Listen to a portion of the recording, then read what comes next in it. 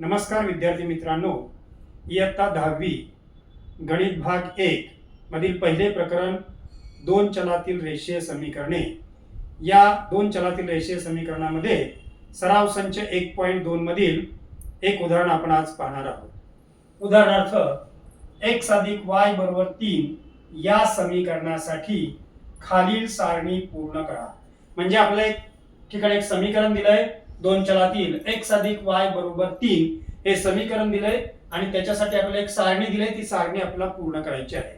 हे उदाहरण जे आहे ते बोर्डाच्या परीक्षेला 2 मार्काला विचारतात। आता पहा, या सारणीमध्ये काय दिलंय बघा, आपला x या चलाची किंमत दिलेली आहे 3 आणि y या चलाची किंमत काढायची आहे। आणि दुसऱ्या कॉलम मध्ये आपल्याला y या चलाची किंमत दिली आहे 5 आणि x या चलाची किंमत काढायची आहे। आणि समीकरण दिलं आपल्याला x अधिक y बरोबर 3। म्हणून आपल्याला या ठिकाणी दोन सारणी पूर्ण करायची। त्यातली पहिली समीकरण दिले आपल्याला x अधिक y बरोबर 3, याच्यामध्ये आपल्याला x या चलाची किंमत दिलेली आहे ती आपण याच्यामध्ये ठेवू। म्हणून x या चलाची किंमत आहे 3 अधिक y बरोबर 3।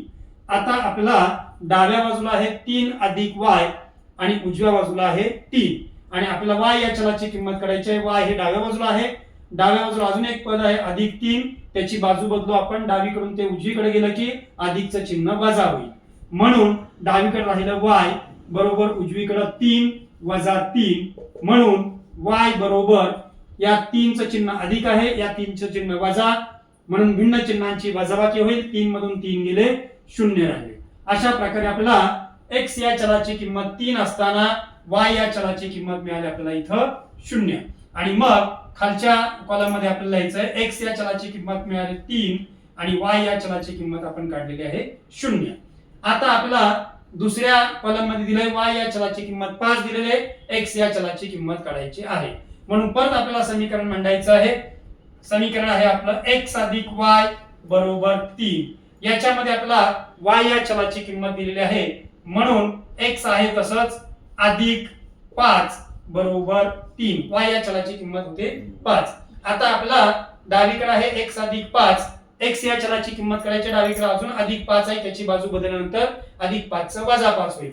म्हणून पुढची स्टेप, म्हणून x बरोबर 3 वजा 5, म्हणून x बरोबर 3 या संख्येचं चिन्ह आहे अधिक, 5 या संख्येचं चिन्ह आहे वजा, भिन्न चिन्हांची आपल्याला इथे वजाबाकी होईल। मोठ्या पदाचं चिन्ह द्यायचं आहे, मोठ्या पदाचं चिन्ह वजा आहे, म्हणून वजा 5 मधून 3 गेले, 2 राहिले। अशा प्रकारे x या चलाची किंमत मिळाली आपल्याला वजा 2।